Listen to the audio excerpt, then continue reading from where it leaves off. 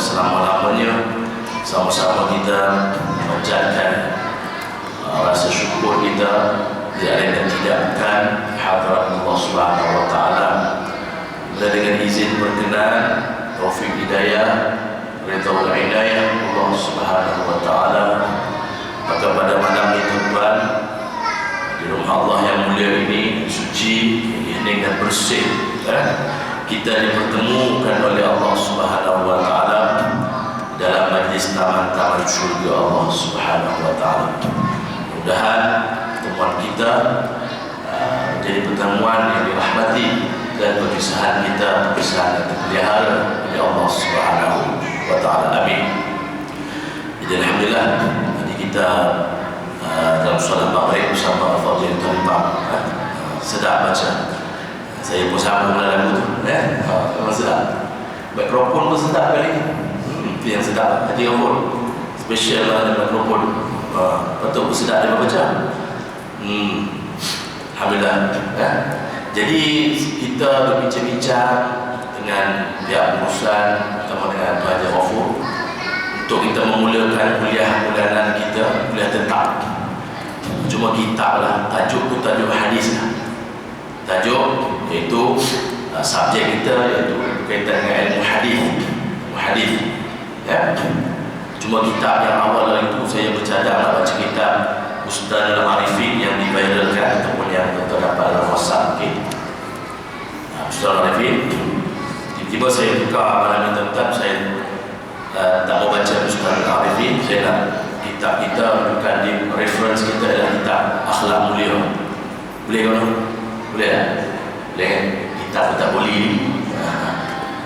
Kitab tak boleh lagi kan? Jadi hadis 40 juga. Hadis 40 tajuk buku ni Akhlak Mulia. Kalau tuan-tuan boleh belilah sendiri. Kalau tak boleh beli, saya boleh bawa datang besok bulan depan. Harga RM6 ringgit. Kalau tak belah dedah pun banyak. Toko-toko kita KL tak tahu, susah nak dapat lah. Tempat kita tak tahu. Tempat banyak tapi kita tak tahu kan. Jadi tuan-tuan,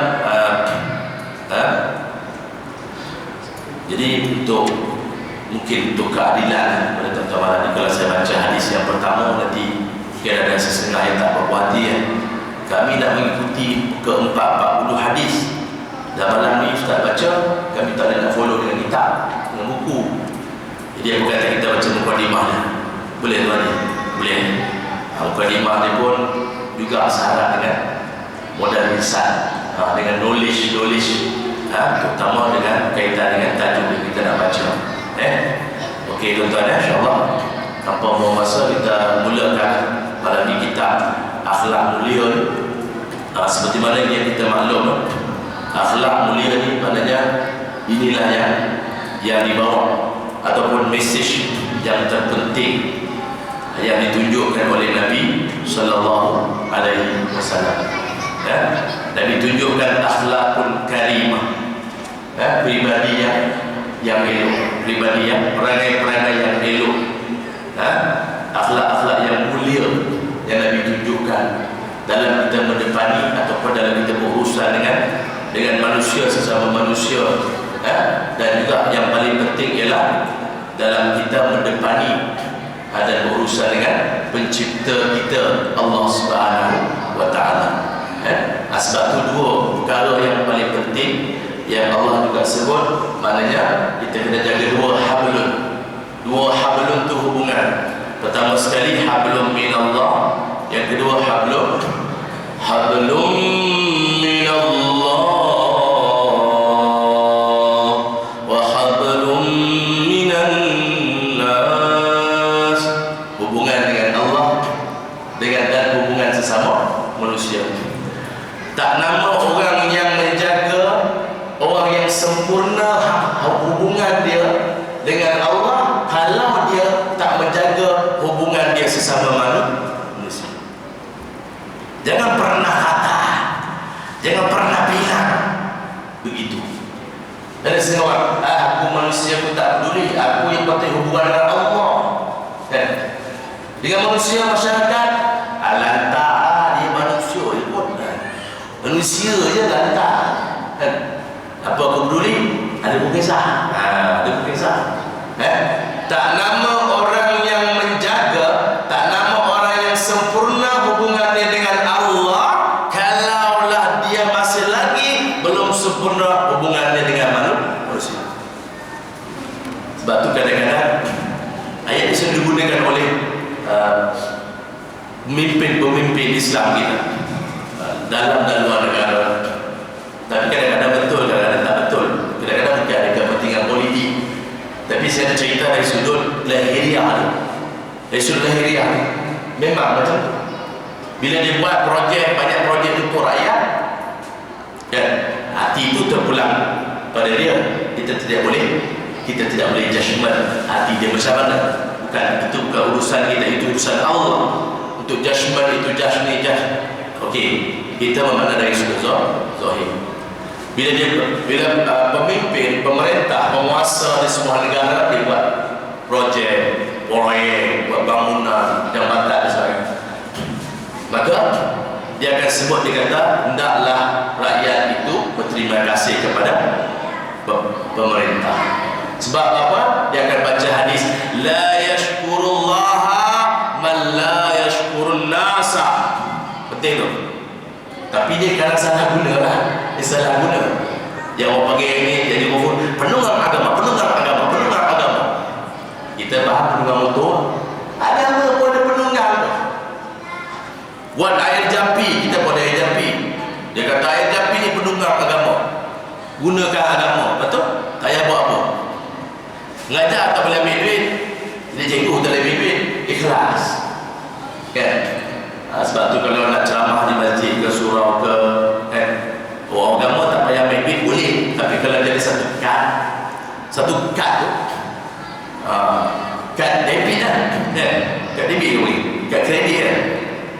Dia pergi mana-mana, pergi Petronas, tunjukkan. Okey Ustaz, okey, pergi pasar, belikan salmon tu. Dah ada kad tak payah dekat terpenuh. Salmon lah. Tu sedap tu. Makanan beruang tu. Bukan net jual tu. Makanan beruang tu. Beruang dia makan. Dan bila musim salmon pindah rendah, dia tunggu tepi. Saya pun tengok. Sedap tu dia makan. Kan? Kita pun cari kedai western mana ada salmon fish kan? Salmon grill makan. Sedap. Kata salmon. Nah, tuan-tuan. Jadi apa dia tuan-tuan? Kita sebut tadi memanglah kita memang kena menggunakan agama. Bank Islam. Kan? Gunakan agama memang. Kita kena gunakan agama. Tak gunakan agama, nak guna agama. Ekonomi secara Islam pun agama. Memang kita kena guna. Itu dijawab oleh Ustaz Abdul Rani Manasuki. Dia suki Rani Abdul Suki. Memang kena gunakan Islam. Sebab kita orang Islam way of life. Islam is the way of life. Islam cara hidup.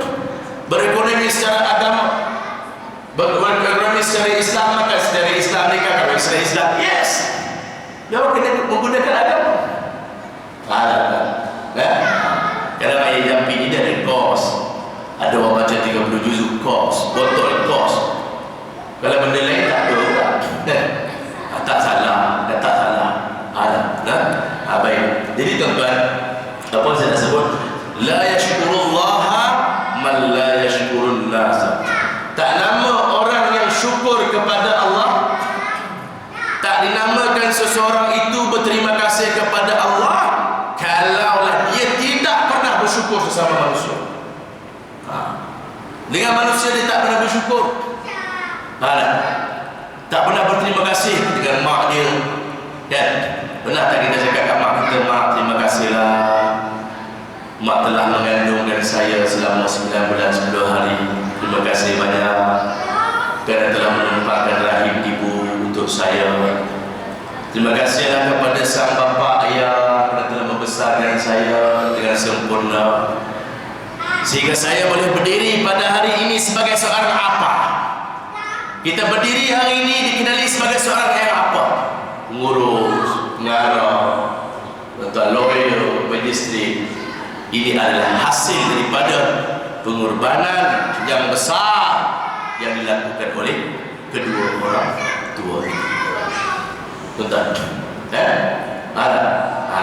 Sebab tu kita tak boleh kata, aku tak boleh cakap lah, dia sekarang profesor, mak bapak dia yang membesarkan dia, yang hantar dia sampai ke London dan sebagainya tu kan, hanya seorang petani bersawah. Dia tak boleh kata, dan orang tak boleh kata mengatakan bahawa ibu bapa dia tu tak excellent macam anak dia. Tuan-tuan, boleh tak kita kata? Kita tak boleh kata.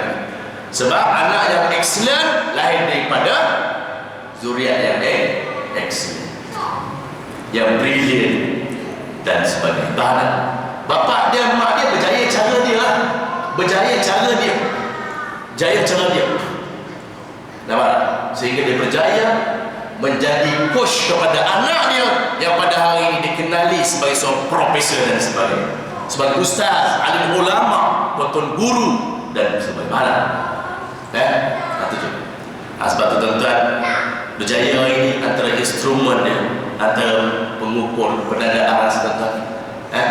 Kita nak, pertama sekali kita nak anak kita berjaya tuan-tuan. Bila mana kita berjaya mendidik atau menerapkan akhlak-akhlak mulia, nilai-nilai murni yang telah dipresentkan oleh Nabi SAW.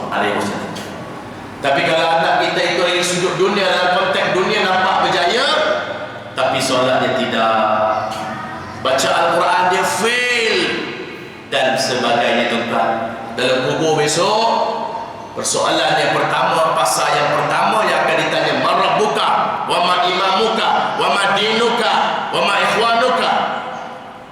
Tuan-tuan, soalan pertama, fasa yang pertama, bab yang pertama dalam kubur ialah berkaitan dengan akidah tauhid Allah. Sedangkan tuan-tuan, dalam soal pendidikan masa kita hidup dengan anak kita, kita lebih mengutamakan hal-hal pendidikan yang berkaitan dengan dunia ugi dan ugi saja. Sebab itu kedua ibu bapa lah yang mencorakkan kain putih tadi, yang anak tu seperti kain putih, apakah anak itu akan menjadi Yahudi, Nasrani, Majusi, Islamisasi dan sebagainya, Islam dan sebagainya. Paham kita? Baik, sebab itu di mana kiblat kita, di mana sandaran kita, siapa ikon kita, siapa role model kita? Tak lain tak bukan Nabi sallallahu alaihi wasallam. Sebab itulah kalau hadis menyatakan innama bu'ithu liutammima makarimal akhlak, sesungguhnya aku dilantik dan dibangkitkan aku kepada kamu wahai umat, tidak lain dan tidak bukan kata Nabi, untuk menyempurnakan akhlak-akhlak yang mulia, nilai-nilai yang murni, sebagai seorang Islam mukmin dan mukminah yang salihah dan saleh, betul. Sehingga menjadi hamba Allah yang meridai dan diridai oleh Allah Subhanahu wa taala. Dalam Quran pun disebut dalam surah apa? Nun wal qalami wa ma yasturun ma anta bi ni'mati rabbika bimajnun wa inna laka la ajran ghayra mamnun wa innaka la ala khuluqin adhim fasatubsiru wa yubsirun. Surah Nur, surah Qalam, surah yang agak susah juga. Dari pilih-pilih macam Saffat, was-saffati saffa faz-zajirati zajra fattaniyati dhikra. Pilih bayang. Amat ditakuti oleh orang hafiz Al-Quran. Dan Jadi disebut dalam ayat suratul Qalam, wa innaka la'ala khuluqin 'adzim. Sesungguhnya engkau wahai Muhammad sesungguhnya mempunyai akhlak yang sangat tinggi, mempunyai pribadi dan perangai yang sangat mulia. Ini disaksikan oleh Allah Subhanahu wa ta'ala. Cuba kita tengok mukadimah penyusun kita dalam kitab hadis ke-40 yang bertajuk akhlak mulia. Kita baca mukadimah aja malam ni. Saya bukan nak ceramah, saya buat kitab. Bila orang nak masuk dalam kitab ceramah di luar. Baik. Akhlak mulia, akhlak tu pribadi pribadi kita, attitude kita, perangai tepian. Bahasa kamu ni tepian nak mampus. Abang tepian nak mampus, kata orang Melayu. Mampus kau. Dah lama tak jumpa. Orang Melayu kasar, mengasar dia. Kawan lama tak jumpa 30 tahun. Weh lanat, Assalamualaikum. Oh lanat. Lanat ni kawan. Weh lanat, 30 tahun tak jumpa tu. Lanat lama tak jumpa kau. Assalamualaikum. Oh Assalamualaikum. Orang Kedah sebut, hei haram jadah. Hei haram jadah, hang balik Kedah. 30 tahun tak jumpa tu. Haram jadah, hang balik Kedah. Assalamualaikum. Oh Assalamualaikum. Mengasuh dia. Jangan sebab tu Nabi tunjuk ni akhlak ni. Yang di apa? Kita panggil yang dirakapkan. Apa dia? Tuan-tuan, oleh Syekh Ja'far Al-Barzanji, antara akhlak-akhlak Nabi dia jumpa, kalau jumpa sahabat, dialah yang pertama memberi salam. Wa yabda'u man laqiyahu bis-salam.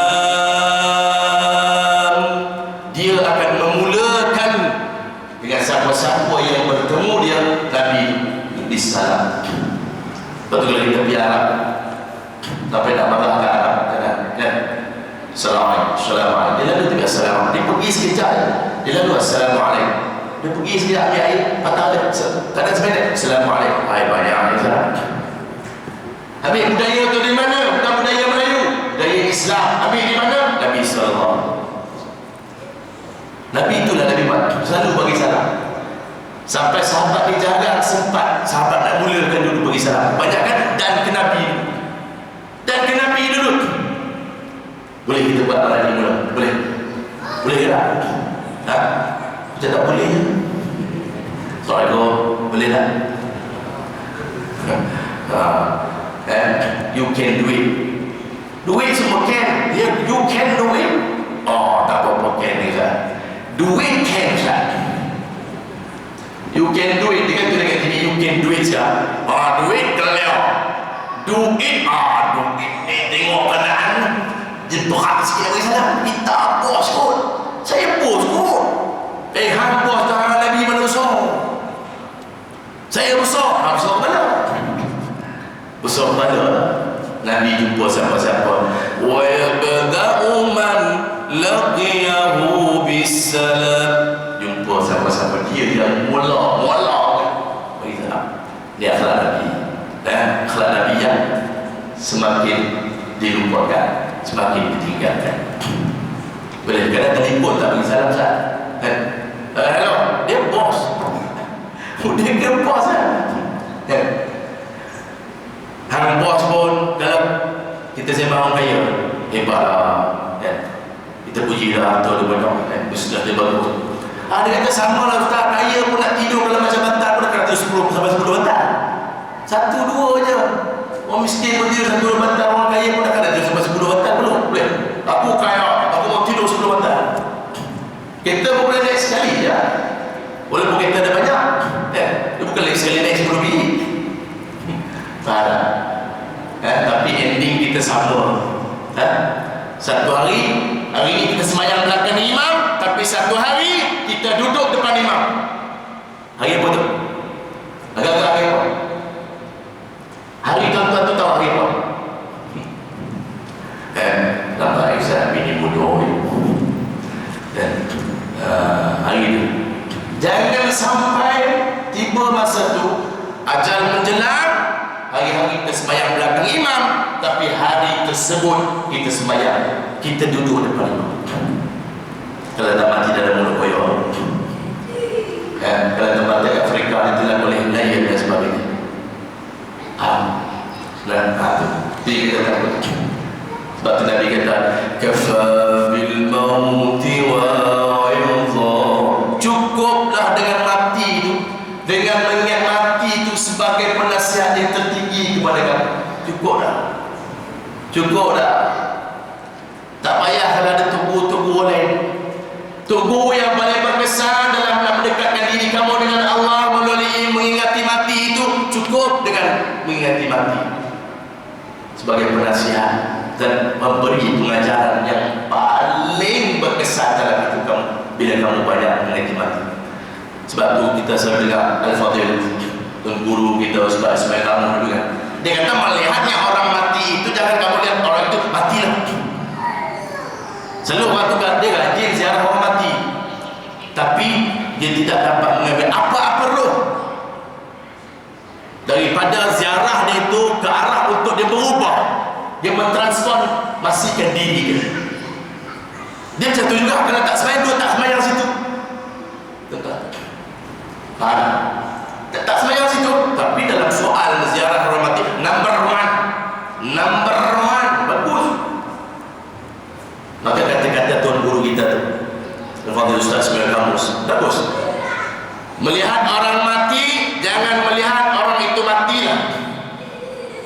Kita menziarahi orang mati, jangan kita ingat bahawasanya orang itu dah mati, aku tak mati lagi. Tapi menziarahi orang mati, kita ingat bahawa aku pun satu hari akan mati macam tu juga. Hari ini. Itu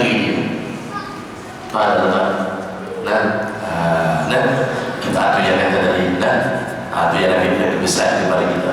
Baik, dia kata tuan-tuan, dia kata akhlak mulia itu, akhlak mulia adalah buah daripada iman. Di dalam lubuk hati kita, yang terhunjam di lubuk hati kita, duduk dalam lubuk hati kita akhlak mulia. Akhlak mulia. Orang yang sempurna imannya mesti sempurna akhlak. Kalau orang yang memang dia sempurna iman dia sempurna, maka barang pasti sempurna pula dia punya perangai. Sebab tu tuan-tuan, iman ni dia ada beberapa cabang. Ni selalu orang kumpulan tabligh selalu membicarakan soal iman. Maka iman tu tuan-tuan, dia sebenarnya ada 60 ke 70 cabang iman. Teras dia 6 perkara rukun iman, 6 perkara. Rukun Islam 5 perkara. Baik. Pertama mengucap 2 kalimah syahadah. Itu rukun Islam. Ini rukun iman. Terapi pun tolong ingat juga. Terapi pun tolong ingat kita. Cabang-cabang iman ada 60 ke 70. Boleh? 60, 70 cabang dia. Banyak je Ustaz. Yes. Tak pernah dengar. Tak dengar macam mana? Tak rajin mengaji. Banyak. Tapi teras dia kerangka keimanan tu, tuan-tuan, basic dia ialah 6 perkara. Mengimani kewujudan Allah, mengimani kewujudan malaikat, mengimani kewujudan kitab-kitab, mengimani qada dan qadar, mengimani hari kiamat, mengimani kitab-kitab. 6 perkara. Sebenarnya dia ada berapa? 60 ke 70 cabang-cabang dia. Sebab tu yang selalu kita dengar, sabar itu sebahagian daripada cabang iman. Siapa yang tak, masih lagi belum mampu untuk bersabar dalam mendepani masalah dan musibah yang dihadapi, dia tak jadi orang yang sabar. Betul? Jadi pemarah, tak sabar. Jadi gopo gapa, tak sabar. Terburu-buru, tak sabar. Betul. Kalaulah elemen sabar itu, sifat sabar itu belum menjadi milik kita lagi, maka artinya iman kita belum sempurna. Selama itulah iman kita belum sempurna. Betul. Sabar sebagian. Kalau kita kata iman kita sempurna, dalam masa yang sama, soal sabar belum clear, iman kita belum sempurna. Faham tak muslimat? Jadi macam mana? Tak jadi mukmin yang benar-benar sempurna iman tadi, kena sabar. Isteri kena sabar dengan karena suaminya. Suami kena sabar dengan karena isteri dia. Ada beban, ada kena sabar, dia kena sabar. Sabarlah tuan ya, dalam kita mendepani musibah, sebagai yang disebut yang dinukilkan. Apa yang dinukilkan ataupun dinakalkan oleh Al-Imam Al-Ghazali rahimahullah ta'ala dan Tabi'ul Ghafil. Beliau memetik kata-kata Al-Imam Hasan Al-Basri yang mengatakan, Imam Hasan Al-Basri menyebut ada 5 perkara yang tersurat dan termaktub dalam kitab At-Taurah. Imam Ghazali menakalkan perkataan Imam Hasan Al-Basri yang menyebut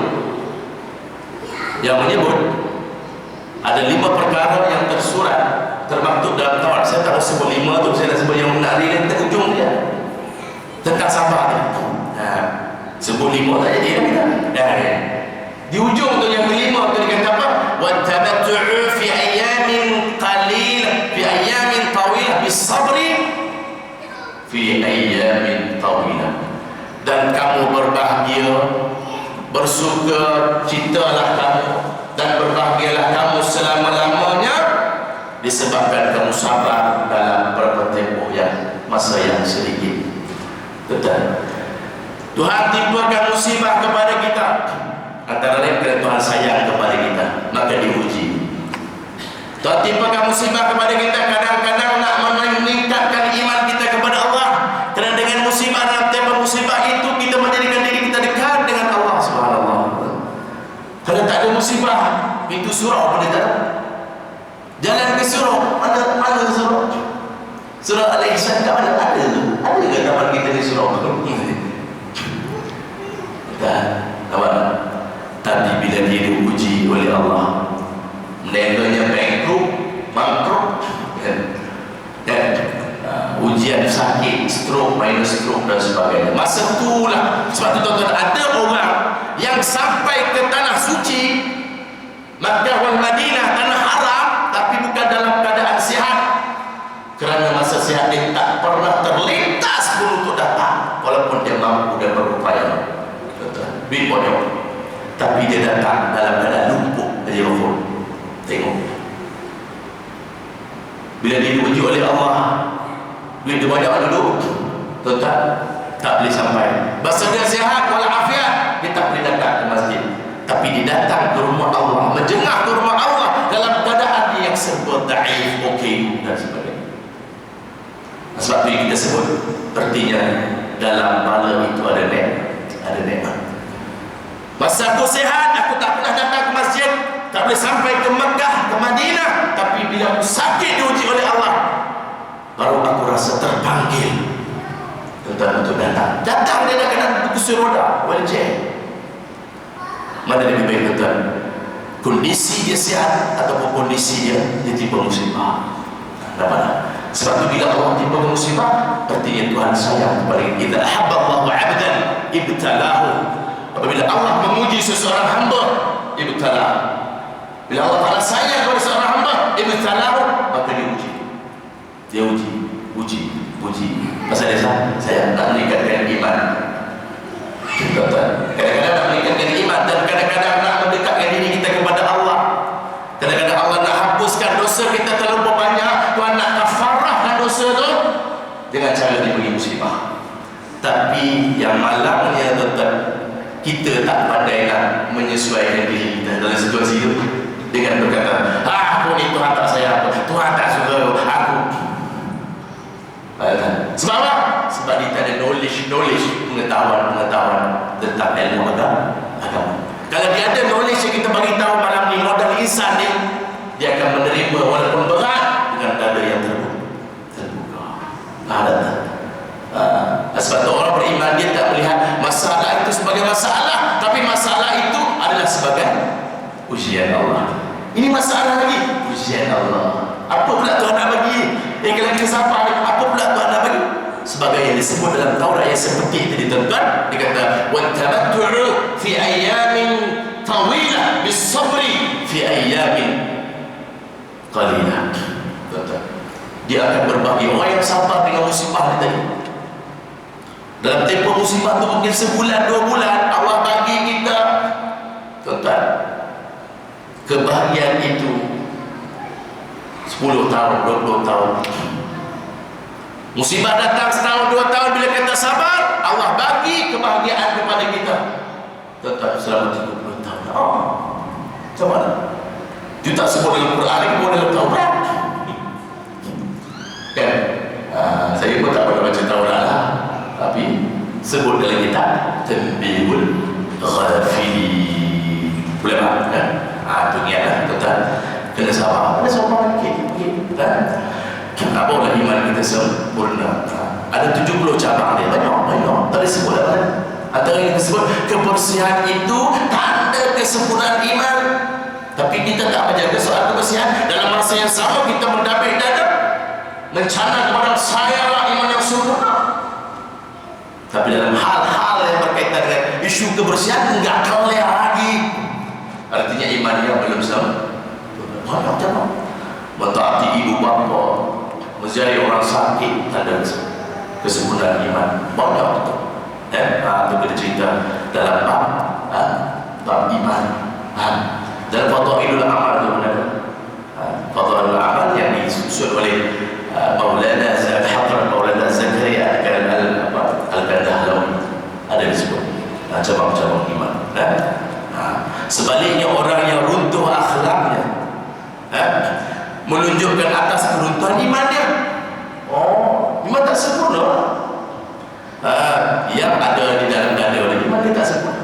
Sebab tuan-tuan, apa pun kalau bercakap tentang biologi manusia ni, diri manusia ni, diri kita ni, apa pun tuan-tuan yang nak terjadi, nak berlaku, gerak laku kita, semuanya berpusat di hati kita, di persepsi kita. Sebab seseorang individu tu, seseorang mukmin khususnya, dia akan melakukan suatu perkara, benda berdasarkan kepada kefahaman dia, berdasar pada persepsi dia. Tapi persepsi itu adalah berpusat di dalam hati dia. Sebab tu hati itu perlu kita nuranikan dia, murnikan hati kita.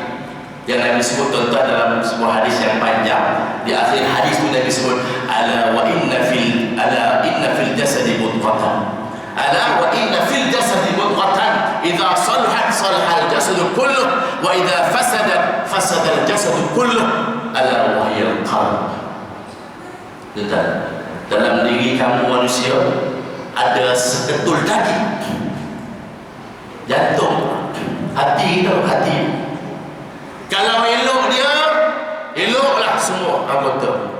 Kalau baik dia, baiklah keseluruhan anggota yang lain. Tapi kalau dia buruk, dia bodoh, dia keji,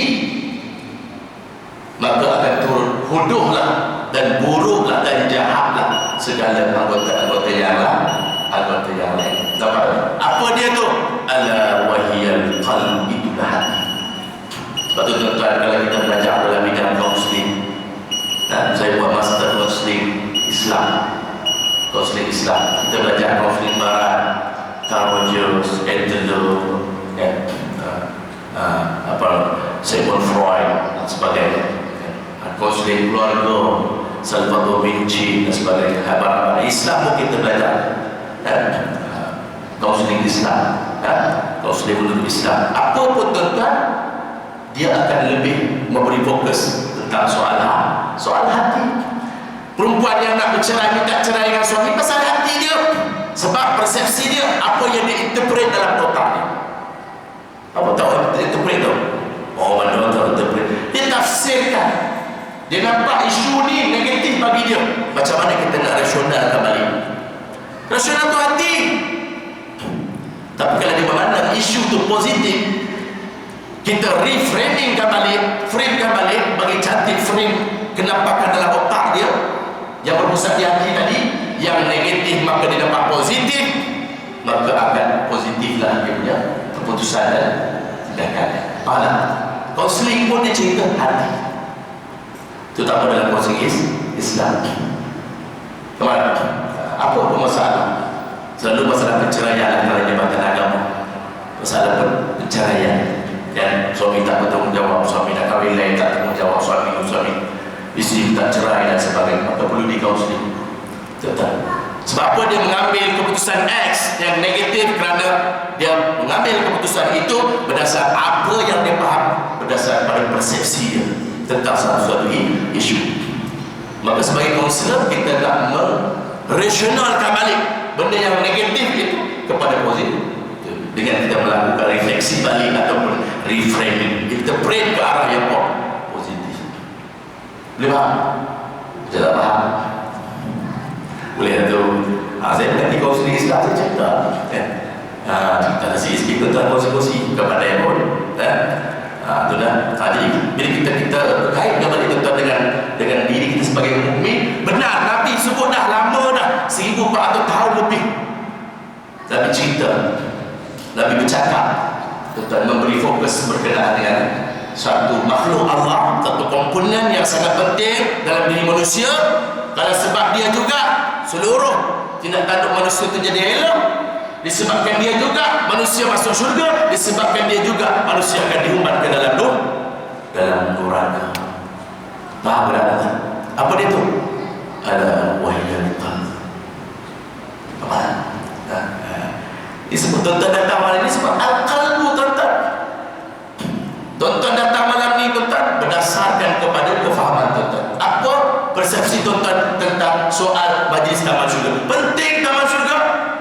Sebab apa? Nabi kata, "Idza madha 'ala al-mu'min 40 sabahan wa lam yujalis al-'ulama, qasa qalbuhu wa jasa 'ala al-kaba'ir li'anna al-'ilma khayatul qalb." Siapa-siapa yang meninggalkan berlalu 40 hari 40 malam meninggalkan majlis ilmu berturut-turut bertali arus berterusan, yang satu hari pun enggak sempat dalam 40 hari itu berada dalam majlis ilmu, majlis ulama, hati dia mati dah. Dua implikasi dia, hati dia mati, dan bila hati dia mati yang kedua, dia akan melakukan sebanyak mungkin kedurjanaan dan jenayah terhadap terutama Allah Subhanahu wa Ta'ala. Dia tak rasa yang dosa yang dibuat tu, dia tak ada rasa dosa. Dia jadi dah dosa tu jadi biasa. Faham tak? Dan sebab apa kata Nabi macam tu? Li'anna al-'ilma hayatul qalb. Sesungguhnya majlis ilmu yang kita raih, yang kita dapat dalam majlis ilmu itu adalah nyawa kepada hati. Ilmu itu adalah nyawa kepada hati. Faham? Ilmu itu adalah roh kepada hati kita. Artinya kalau kita atau hati kita tak bernyawa, kalau kita meninggal melalui ilmu, pada hati kita dah mati sebelum body kita matilah. Imbang kan? Kita audit diri kita, aku ni macam mana? Aku minggu lepas ada malam ni, okey, 11 kuliah minggu lepas tak sampai 40 hari. Takut dia 40 hari dia pun jalan, 40 hari dia pun inna lillahi wa inna ilaihi raji'un. Kita daripada Allah akan kembali juga kepada Allah. Ya, dalam agama Indonesia kita daripada Allah, kita dari Allah, dan kepada Allah juga kita nyampah kan. Kita selalu ya sinetron tu, terima kasih ya Allah. Kadang yang berlaku cerita-cerita yang berkonsep ikan Islam ke apa, cerita-cerita dakwah agama Islam di Katolik. Sebab tu kalau kita tengok televisi Indonesia tu, bila dia taruh mentaruhkan diri dan memperkenalkan dalam kerancangan kuis ke apa, dia akan sebut, ya saya nama saya, dia akan sebut saya Katolik, saya Katolik. Muka macam kita memang orang lain untuk orang Islam, tengok macam orang Islam, tapi dia Katolik. Biasa dia kena cakap agama dia pun kan. Kalau kita silap kita kata Islam sama, hidup pun sama, hidup jamuai macam kita lah, bukan mancung sangat, hidup jamuai dia buat tu sudah berak kan? Tapi dia Katolik. Dah. Baik, akhlak mulia adalah ciri-ciri utama bagi setiap Muslim. Ciri yang utama, elemen yang penting bagi setiap Muslim, akhlak mulia. Ini mukadimah je ni, mukadimah kita. Akhlak mulia. Kerana hakikat iman apabila wujud di dalam hati. Hakikat iman itu sebenar-benar iman. Jati keimanan tu kalau betul-betul ada dalam hati kita, ia akan dapat memelihara jati iman tu daripada segala tindakan dan perbuatan suatu. Dia yang menolong. Keimanan kita yang sempurna, yang kita takut kepada Allah tadi tuan-tuan. Sebab tu almarhum perginya seorang ulama, satu-satunya ulama yang tertua dalam negara kita, dalam negeri kita awalnya, Tuan Guru Saleh Musa Singh. Saya Muhammad bin Musa, itu bukan abang saya kan?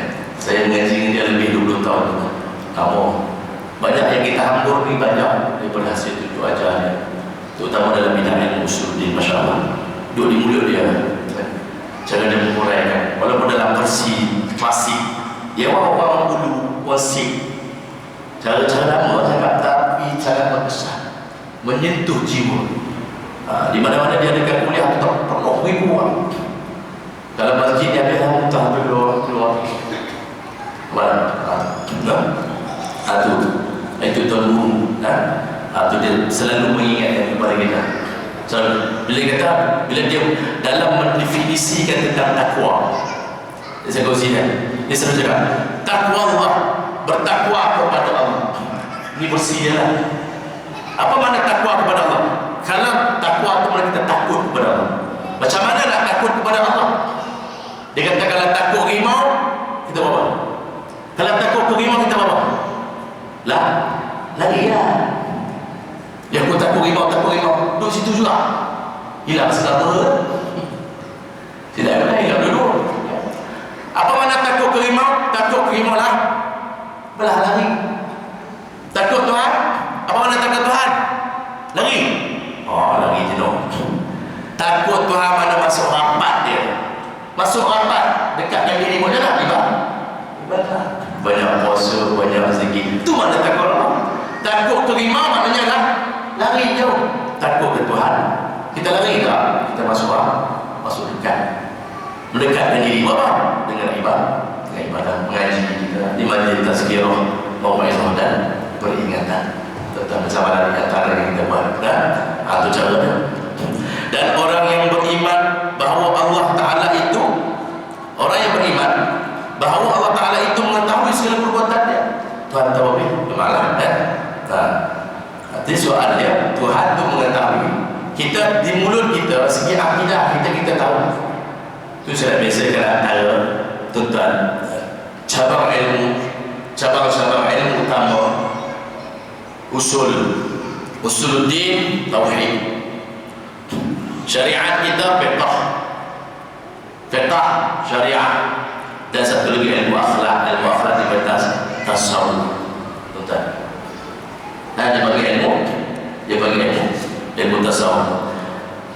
Jadi kita mengetahui bahawa Allah melihat kita. Betul. Semuanya berakidah dan berpegang dan mengimani dan meyakini bahawa Allah senantiasa melihat kita. Betul, kita tahu. Itu mulut kita kata, itu hati kita kata, tapi hati kita tak berterusan nampak macam tu, bahawa Allah senantiasa melihat kita. Tuan-tuan, yang selalu diungkapkan dalam bab ihsan. Islam, iman dan ihsan. Kesempurnaan agama ada 3: Islam, iman dan ihsan. Apa ihsan? Ihsan tuan yang boleh terjadinya tuan ataupun Nabi mengisyaratkan tentang ilmu akhlak, ilmu tasawuf berdasarkan pada hadis tersebut. Apakah dia ihsan? Wahai Muhammad, ditanya oleh Jibril, Nabi kata anta'budallaha ka'annaka tarahu fa in lam takun tarahu fa innahu yaraka. Engkau menyembah Allah, mengabdikan diri kepada Allah seolah-olah kamu boleh nampak dia. Kamu rasa tak kamu nampak dia? Tak nampak Allah. Kita tak merasai dengan mata hati kita bahawa kita nampak Allah.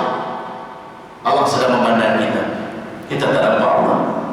Tuan-tuan, maka kata Nabi, dan seandainya kamu tidak boleh melihat Allah, ingatlah sesungguhnya Allah senantiasa melihat kamu. Tapi kita tak rasa. Tapi tanya bila pun, kalau tengah tidur pukul 3 pagi, kejutkan dia, Allah tengok kita tak? Allah tengok. Dia tahu Allah tengok. Tapi maksiat jalan juga. Eko beli juga. Kan? Kadang-kadang orang jemaah yang kita kata rajin mengaji on juga, eko on juga, semua on. Kan? Tak masalah. Sebab apa? Kita sendiri, kita mengimani, kita tahu, kita sedar, menyadari tuan-tuan dari sudut pegangan dan akidah, Allah melihat kita, tapi hati kita tidak berterusan tuan-tuan untuk ingat bahawa Allah sentiasa melihat kita. Itu yang problem kita. Yang itu kata problem. Di mulut lain, tapi di hati pun lain. Mana? Ini kita nak tuan-tuan, kita nak struggle dan berusaha ke arah untuk dapat senantiasa sebagaimana yang dirasai oleh golongan-golongan awliya illah, wali-wali Allah. 24 hours hanya ingatan dia Allah, Allah, Allah, Allah, Allah. Sampai satu tahap tuan, ma ra'aitu syai'an illa wa ra'aitu Allah fi wa ra'aitu Allah ma'ah. Aku tidak melihat sesuatu perkara daripada makhluk ini melainkan aku nampak Allah serta dia. Kalau tengok bini dia, nampak Allah di situ. Tengok tiang, nampak Allah di tiang. Maksudnya macam mana? Allah tak bertempat. Maksudnya kekuasaan Allah ada di tiang. Allah yang menjadikan tiang. Allah mengetahui tentang tiang. Allah yang menciptakan. Allah diingat Allah. Tengok makhluk, diingat Allah. Kita tak ada. Dan tambah kalau tengok makanan, tengok makanan yang boleh di depan, tak ada dah. Allah apa Allah tak tepi dia kan. Sahabat dia gelapor kan. Tak ada Allah lah. Itu kita jauh kita. Sebab tu golongan wali-wali Allah ni dikatakan kekasih Allah. Bila kamu dah menjadi kekasih aku, disebabkan kamu memaksimumkan dan melipat gandakan amalan kamu seharian dan semalaman untuk kasih kepadamu, aku bagi something kepada kamu yang luar biasa, yang impossible. Perkara yang impossible, orang tak boleh buat. Terbang udara, terbang atas, dia boleh terbang, boleh jalan atas air. Allah menundukkan semua benda. Kita jumpa rimau lari, dia naik rimau, bawa rimau balik. Sebab Allah menundukkan semua perkara kepada dia. Sebab apa? Disebabkan dia melipat gandakan dari usaha dia untuk mendekatkan diri. Puasanya setiap hari ataupun Isnin kami, zikir selawat dia 1000 kali sehari, tahajud dia berpuluh-puluh rakaat. Betul? Sabarlah. Maka Allah angkat dia punya martabat dia, makam dia berbanding dengan orang-orang yang lebih tinggi daripada orang-orang yang lain. Maka Allah bagi sesuatu yang something yang impossible, orang yang tak boleh buat. Pahala dia tak. Kita tak ada. Ya? Sebab tu dalam kitab Minhajul Talibin ataupun dalam Minhajul Abidin disebut, ya, kaifa tukhraq laka wa anta la takhriqu awamidana. Tapi kau bunyi macam tu. Dalam kitab Al-Hikam, dalam kitab Al-Hikam, Ibnu Athaillah As-Sakandari, dalam buah Sakandari Mesir, Sakandari, dia kata bagaimana Allah nak bagi kepada kamu benda-benda yang luar biasa. Kamu minta Allah perbuatan yang luar biasa, pekerjaan yang luar biasa. Tuan-tuan, perkara itu luar biasa, oleh tak boleh buat. Sebagaimana yang Tuhan bagi kepada golongan wali-wali Allah, kan? Para tuan-tuan, bagaimana Allah nak memurniakan kepada kamu perkara yang luar biasa, hal yang luar biasa, sedangkan kamu tidak meluar biasakan perbuatan kamu dan rutin kamu. Kita tak meluar biasakan rutin harian kita tak ada luar biasa. Macam mana? Tiap-tiap petang main bola, cuba ubah bagi dapat pelik. Lepas asar baca Quran. Luar biasa tak? Luar biasa itu. Yang biasanya tiduran terus sampai subuh gajah wal danasu. Gajah tu pukul 8, danasu pukul 10. Kalau pukul 2 boleh, dah tahulah kan. Usah ayo tuan-tuan, itu yang biasa, yang luar biasanya. Kita tidur pukul 3 tuan-tuan. Wa bil ashari hum yastaghfirun. Orang yang benar-benar beriman kepada Allah, yang akan menghuni syurga, tuan-tuan, bila dia punya waktu perdana dia mengabdi diri kepada Allah, waktu yang hampir sahur. Waktu sahur tuan-tuan, hampir subuh lah, 3, 4, 5 bangun dia. Setiap malam mohon ampun kepada Allah. Itu susah tu. Yang biasa kita tidur terus-terusan, kita meluar biasakan adat kita itu, barulah Allah akan memberikan hal yang luar biasa kepada kamu. Bau fair. Fair and square. Mana boleh? Boleh Tuhan aku dan semayang lah, tak ada ke benda-benda yang pelik-pelik? Tak ada. Kan? Dalam 10 tahun dah jalan dah sahnya hujan.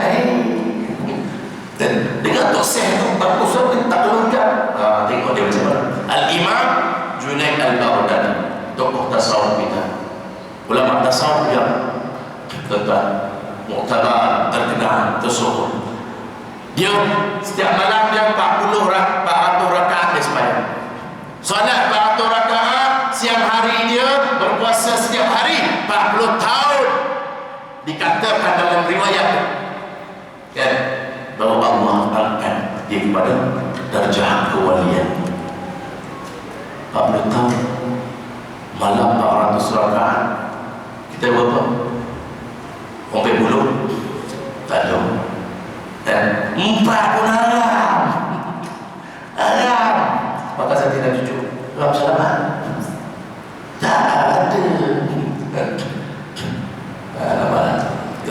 Dan pada rakaat siang berpuasa 40 tahun. Menurut almarhum Tuan Guru Haji Saleh selalu cerita sejarah hidup Imam Ahmad bin Hanbal. Saya tak jumpa dalam buku, saya dalam pengajian dengan dia. Imam Ahmad bin Hanbal wuduk sembahyang subuh menggunakan wuduk yang sama ketika sembahyang salat Isya 30 tahun. Artinya apa? Artinya apa?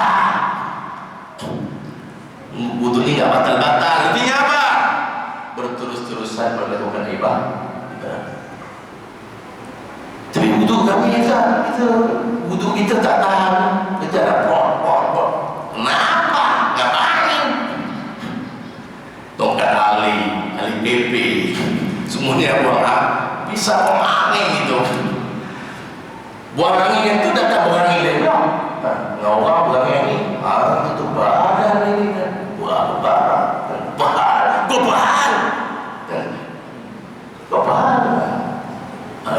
Dan ini macam ni maghrib ni. Kasar lagi Allahu Akbar, Allahu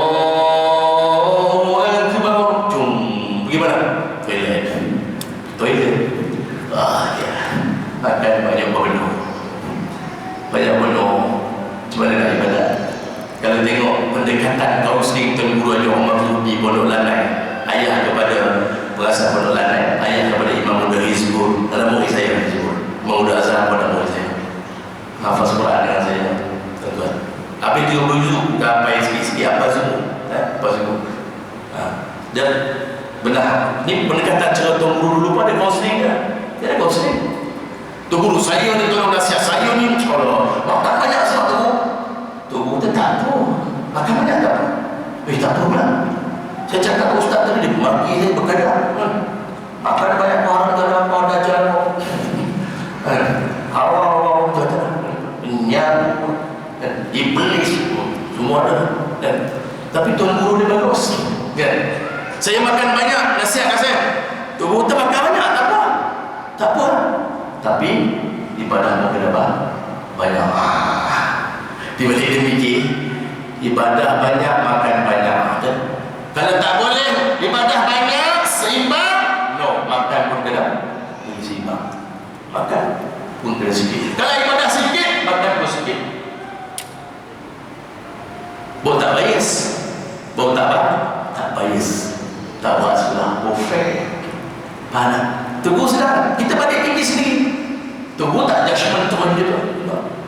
Panas, panas. Itu cara dulu. Saya tidur banyak tunggu, tidur banyak tak apa dah. Asalkan ibadah pun banyak. Tidur banyak tak apa tapi ibadah pun banyak. Tak baik tak ada tu. Selalu kena tidur banyak. Dah berbutuh, air basi keluar je. Ya. Tak ada. Tapi tunggu. Tapi lu fikirlah sendiri. Dia fikir. Tunggu kata boleh tidur banyak tapi ibadah pun banyak. Tapi tak mungkin kalau aku tidur banyak aku boleh buat ibadah banyak. Artinya kan? Tak maksudnya. Tu bagi siapa? Itu cara kaunseling untuk tubuh dulu. Ustaz sekarang tak ada dah. Terus judgement tu. Tak betul. Kalau isteri datang tak nasihat suami saya tu. Jadi dia tak cerai. Alah, tak beda ni tak betul dia balik lah. Dia balik tu. Semua datang cerai. Ini perempuan semua. Jadi nampak macam baik. Dan ia beriman bahawa Allah akan membalas segala perbuatan yang dilakukan dia itu pada hari kiamat nanti. Wa beriman kata tadi. Beriman dia ada akhlak, dia tahu tu akan mana takkan lepas. Tuan-tuan kumpullah banyak mana harta tuan-tuan. Banyak mana harta. Hari ini kita kalau dengan harta. Hari-hari ada sama tumpukan ibadah sama. Kita banyak menghabiskan masa kita untuk apa tuan-tuan mencari kesenangan buat kehidupan yang sementara. Kita memperhambakan diri, kita memperjudikan diri kita, mempertaruhkan diri kita untuk apa tuan-tuan? Untuk kehidupan yang sementara. Mencari kesenangan untuk sementara dia 50-60 tahun. Yang ada saya percaya umur 40 pun tengok pernafasan pendapat tak kira. Dia mula nak jilat senyum. Kan? Bukan kata nak jilat senyum. Masuk power 4 series kena serius. 4 series kena serius. Jangan pandang belakang, jangan pandang belakang, makan berkenaan. Banyak pandang ke arah akhirat. Wawasan kita akhirat. Kelentara-kelentara ni yang punya amalan boleh ke nak sebut nak jawab muka lagi ni. Muka lagi tak tadi lah harta ada banyak mana yang kita ambil. Rumah besar berapa ribu berjuta rumah tak. Betul. Tu kena ingat lah. Kita boleh banyak pandangan. Pernafasan mula Tuhan boleh tarik sikit. Kita banyak menghabiskan masa kita tengok kita. Seharian kita bekerja pukul 8, 9, 10, 11, 12, 1. 5 jam untuk dunia kita. Tuhan minta 5 minit. 5 minit. Macam kita kata ke isteri kita bila kejut subuh, abang subuh, 5 minit. Take 5. Kata take 5 ni 5 minit. Gerak apa pun dia buat 5 minit. Kita kata 10 minit, 5 minit. Kata 5 minit. Tuan-tuan, kalau kita kena banyak bersiap siaga. Banyak 5 jam untuk sesi yang pertama bekerja. 5 jam Tuhan minta 5 minit untuk Allah. Berapa juta yang tuan-tuan yang tak berdiri solat zuhur tiap-tiap hari umat Islam kita. Kerja pula 3-4 jam lagi. Tuan minta 5 minit asal. Berapa ramai tak banyak. Dapat tak? Dan itu kena ingat tuan. Itu kena ingat. Tak ada apa dah Tuhan kata. Di sana besok Tuhan kata, yauma la yanfa'u malun wala banun illa man atallaha biqalbin salim. Dia di tahfiz juz Allah. Tapi tak duduk depan ni. Ustaz. Betul Ustaz. Yauma la yanfa'u malun wala banun illa man atallaha biqalbin salim. Bunyi macam sedap je Quran. Wah, bunyi ayat tu. Bunyi macam syurga, bukan syurga. Ada sedih sikit lah, maksud dia sedih. Maksud dia sedih. Pada hari kata Allah Muhammad, sebutkan kepada umat kau berkenaan berkaitan dengan satu hari. Hari apa? Yauma la yanfa'u malun wala banun. Hari yang tak berguna dah, tak bernilai dah harta kamu yang banyak. Kamu sibuk hari ini, sibuk siang dengan dunia ini yang merosakkan ummah. Ada berapa tak?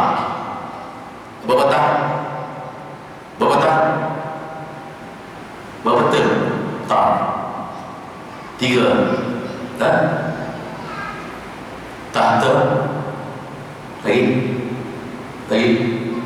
tahta, harta, wanita, cinta. Cinta yang kau kena. Aku mau minat juga. Apakah saya juga? Apalah rezeki dia. Dan dia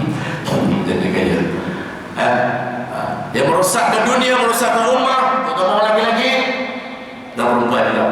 Tahta, wanita, harta. Ayat 4 tu lawak saja. Itulah kita bilang hari-hari kita fikir. Allah kata yang kamu duduk sibuk tu dengan benda-benda tu, kata Allah, pada hari itu, hari yang tak berguna dah, harta yang banyak dan anak pinak yang ramai, kecuali yang selamat siapa yang boleh menolong? Illa man atallaha biqalbin salim. Orang yang datang kepada Allah, dia bawa sekeping hati, dengan hati yang sejahtera, hati yang penuh kedamaian, hati yang relax, hati yang tenang, hati yang tetap. Dan dapat qalbin salim, hati yang relax, hati yang damai, hati yang tenteram ketika menghadapi Allah. Maka kita kena bersiap-siap dengan melipat gandakan amalan, baru dapat qalbin salim. RM tak laku dah, ringgit Malaysia tak laku dah, sekarang tak laku dah. Nilai dia susut. Macam tak ada apa, macam kertas. Kalau pergi luar negara, dah tukar RM kepada apa, rial ke apa, tak laku. Kena tukar dolar dulu baru boleh. Malaysia dulu.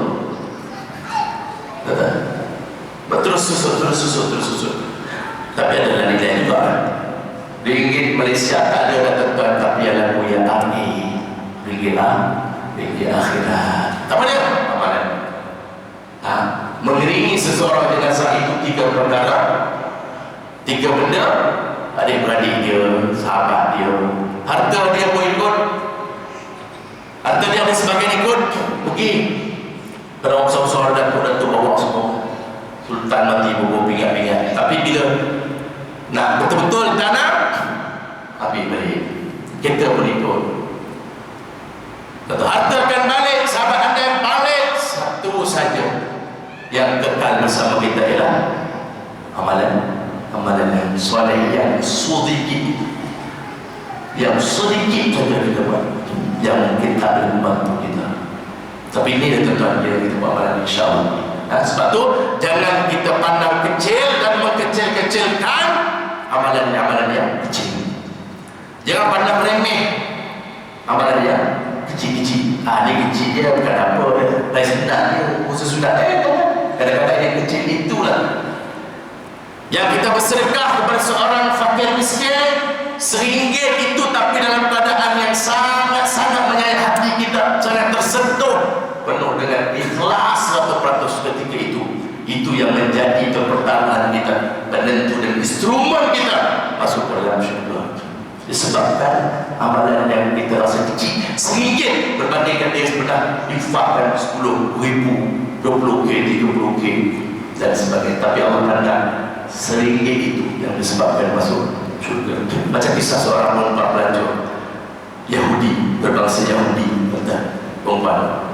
Dia seorang pelacur, perempuan Sudan, dia duduk tepi telaga dan minum air. Mendapati tengok ada seekor anjing. Dia memusing telaga itu sampai lumat tanah keliling telaga, pergi. Dia nak minum air. Lalu perempuan yang itu tengok tuan-tuan, dia faham maksud dan keperluan apa si anjing itu. Lalu atas dasar kemanusiaan atau kebinatangan, belas kasihan kepada binatang, maka tuan-tuan, apa dia buat? Tapi dia ambil kasut dia buat itu, dia bagi kasut dia cedok, dia bagi anjing najis maghalazah. Maka Allah cerita kepada Nabi, Allah ampunkan dosa dia dan masuk di dalam syurga disebabkan seekor anjing najis maghalazah. Malu pula kita kan, disebabkan seekor anjing berbuat ihsan kepada makhluk binatang yang anjing dan maghalazah pun ada juga menjadi pertahanan Allah dan instrumen Allah, kayu pengukur Allah untuk masukkan kita dalam syurga. Masalah dan maghalazah itu masalah lain. Masalah dia itu makhluk Allah, dia binatang. Dia orang tidur lah kan? Dia faham kalau dia ustaz boleh lah, dia orang dukung itu betul lah. Dah lah kan, cerita pandai itu dah tutup dah, boleh pandai lah kan. Hari tu ada kan pesta apa, carnival expo anjing ni, selfie tak kan. Tak ada sampai macam tu, tak sampai macam tu. Dia faham, dia kata apa, anjing di kita kalau kering sama kering, tak apa, basah, dia tak lekat najis tu. Kalau satu kering satu basah. Tapi adakah ulama-ulama dulu, para nabi kita buat anjing membawa tidur buat rumah dia kan? Tak ada kan? Benda ni tak tahu. Dia makhluk kan untuk jaga kebun dan sebagainya. Itu cerita lain. Sekarang kita apa? Pokemon Go kan? Pokemon Go. Ada beberapa negeri yang dah fatwa fatwa haram sebab memandang kepada mafsadah dia lebih besar daripada maslahah. Keburukan yang lebih banyak mendominasi daripada kebaikan. Maka kaedah usul fiqh kita tetap daf'ul mafasid muqaddamun ala jalbil masalih.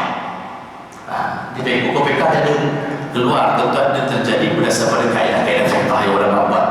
Kaedah fiqh itu tidak based on hadis dan Quran juga. Bukan kaedah itu suka-suka tak. Dan bila sesuatu isu, suatu perkara itu keburukan dia lebih banyak daripada kebaikan, maka diutamakan mengelakkan kemudaratan itu daripada untuk menarik dan mendapatkan kebaikan. Apa saja isu, based on kaedah usul fiqh. Atau di Masjidil Haram ada orang main dalam Masjidil Haram kajian. Ada lah dalam Masjidil Haram. Tu yang Syekh Nuruddin keluar dia punya kenyataan. Dan bagus juga bagi nasihat. Dia kata kita kadang-kadang kita mengulas tentang isu bawa handphone masuk dalam masjid. Kita cerita-cerita lah main game ke dalam masjid. Apa kita update kita punya Instagram, kilogram dan sebagainya. Dan di rumah Allah yang mulia, sepatutnya kita memberi fokus yang 100% untuk ibadat untuk Allah. Luar tadi dunia habislah, masuk dalam ni sebab politik pun tak boleh, tak apa, handphone pun tak boleh semua. Sebab tu kadang-kadang Mungkin kita terlepas pandang, saya tolong tegur juga, bagi tahu sesudah kaedah masjid-masjid pada hari Jumaat untuk didapatkan tabung Jumaat, tabung masjid. Kadang-kadang waktu orang tengah berkhutbah itu kurang elok, tak digalakkan. Kalau kita nak jalan tabung, lepas bagi salam supaya jalan tabung, ataupun sebelum tak apa ramai, bagi salam tu jalan tabung, tak boleh. Sebab ketika khutbah itu kita adalah dianjurkan supaya kita memberi penumpuan yang sepenuh. Dilarang sama sekali kita melakukan sebarang urusan ketika khutbah sedang berlangsung. Sebab fokus. Kita fokus semua tu. Fokus sampai tak bergerak. Khusyuk, tawaduk, menunduk. Hari ini dengar tak hari ini? Hari sekarang ni orang sebut, orang menggunakan perkataan dia. Ni katalah asal 1.5, 12.5 lewat. Berapa boleh ke? Apa nak pergi awal? Tak tahu awal. Nak pergi ke rebut tiang. Tak datang awal supaya dapat rebut tiang. Kalau dapat tak dapat rebut tiang kan? Tiang, tahu tak tiang? Kan? Khotib, Alhamdulillah. Dia dah faham siapa? Untuk nak rebut tiang tak banyak ni. Kalau kita suruh kita rebut tiang, datang awal dapat tiang awal. Kalau datang lewat tak ada tiang. Kena dengar khutbah, boring. Tidur juga. Tapi kalau ada tiang tu lebih sempurna tidur. Tidur aja lebih bermakna. Dia kata bila awal ni nak rebut tiang. Saya pun dengar apa dia nak rebut tiang kan? Dulu dengar nak pergi Jumaat awal nak rebut pahala unta. Besar. Kalau pergi ujung-ujung kecil, kita telur ayam. Telur pun telur lah. Ijab pun ijab lah. Aku suka bagi pergi pasal ijab pun ijab lah. Sekarang istilah kita dengar, tuan-tuan, dialog dia dan datang awal Jumaat sebab nak rebut tiang. Sebab tiang tak banyak. Sebab tiang tak banyak kan? Berarti letak sikit sebenarnya tu. Baik jadi baik terhadap Allah seperti meninggalkan sembahyang. Dia kata apa tadi? Allah balas segala perbuatan kita hari kiamat. Sudah pasti ia tidak berani melakukan sebarang maksiat. Dia orang yang iman dan sempurna. Baik terhadap Allah, maksiat tu seperti meninggalkan solat. Seperti meninggalkan solat. Sebab tu solat ni dia kata tiang agama. Tiang yang paling penting lah. Sebab tu kita tengok tentang sikit-sikit sebab soal soalan, sikit-sikit cerita soalan. Sebab apa soalan tu penting dia tiang. Dalam agama ni diibarat macam tiang. Dan kalau kita tak buat solat, tak mendirikan solat, tak jaga solat, artinya yang lain tidak bermakna. Tak ada makna apa. Tak ada makna apa. Jangan tanya lah ada pahala, tak ada pahala. Tak ada makna apa. Tak ada makna apa. Sebab ibadah solat nak cerita buat betapa penting dia, sehingga kan dia merupakan amalan yang pertama yang dihisab di hadapan Allah pada hari mahsyar. Awal ma yuhasabu bil 'abdi yaum al-qiyamah as-salah. Amalan yang pertama akan dihisab, diaudit oleh Allah ialah solat. Kalau solat itu bagus, maka akan terlibatlah bagus juga amalan-amalan yang lain. Walaupun yang lain kurang bagus, walaupun pahala puasanya kurang sempurna, umrahnya kurang sempurna, sedekahnya kurang sempurna, hajinya kurang sempurna, jihadnya kurang sempurna, tapi sembahyang dia bagus, tetap maka akan jadi bagus juga ibadah-ibadah yang baik. Sebab solat merupakan ibadah yang keras, satu-satunya ibadah keras yang paling penting. Bacaan anak kita dalam BSBM kan, dalam BSBM paling penting apa bahasa Melayu ada beberapa 4-5 subjek yang keras. Sekalipun dia punya ilmu biologi dia bagus, sains atau yang lain lah yang dia ambil tu tapi bahasa Melayu dia fail, maka susah dia dapat kerja. Sebab orang putih bahasa Inggeris dengan bahasa Melayu kau fail, walaupun teknik kimia dia dapat begitu begini, maka sijil dia kurang bernilai. Tak orang tak perlu pandang, syarikat tak apa tengok sebab BM dia dengan bahasa Melayu dia fail. Ada tu macam itulah tentang diumpamakan tentang soalan kita. Boleh faham? Jadi saya rasa sekadar itu dulu tentang untuk sebagai mukadimah kita nak dan juga sebagai intro